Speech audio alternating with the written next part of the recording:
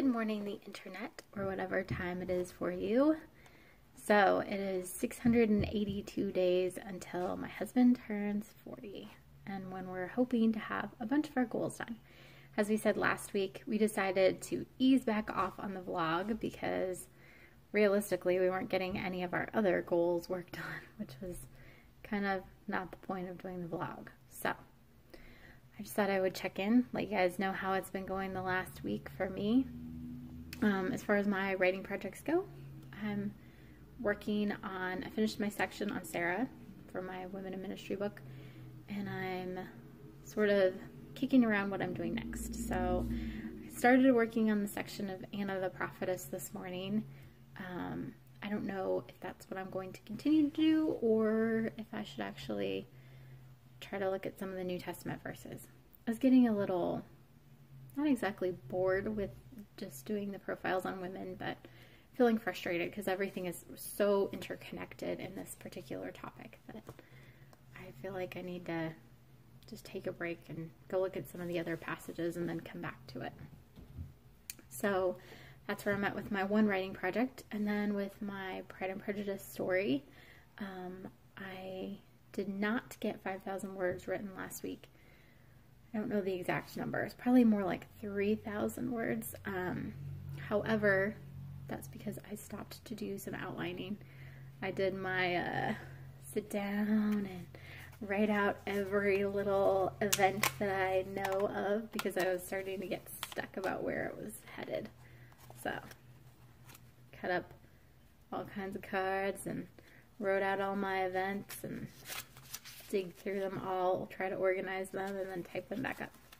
That's how I do my outlining when I'm stuck. So I took time to do that this week, and that was really productive because now I have a general idea. And I had all these events, which clearly that's quite a few events. So they were all just kind of mushed in my brain, and it was getting a little overwhelming trying to remember what went where, especially since I hadn't sat down and said what does go where. So it was good to get it all out there, and even though it's not perfectly outlined, I have a better idea of where I'm headed. As far as my other goals, we are continuing to truck along on our class. I'm really happy with how that's going, actually. We have not recorded the final session, but we realized we needed to go back and record some of the bonuses first. Not all of them, but some of them. So we are in the process of either recording or outlining and that kind of stuff. So I'm pretty happy that we're moving forward on that. I just finished putting together my planner pages for that, so I'm excited to get back into using them. I took a break from using my own personal design just for a couple months and was using, I guess I don't have it on my desk here, but I was using Michael Hyatt's full focus planner.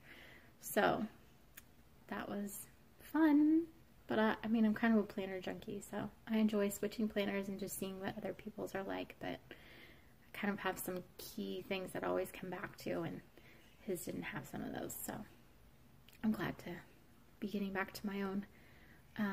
Health-wise, we have not done our Wim Hof breathing the last 2 days, and I have definitely noticed, which is weird. I didn't think I would notice, but my cold has been coming back. I'm feeling like more congested and sore throaty in the morning, so I think we need to keep doing that.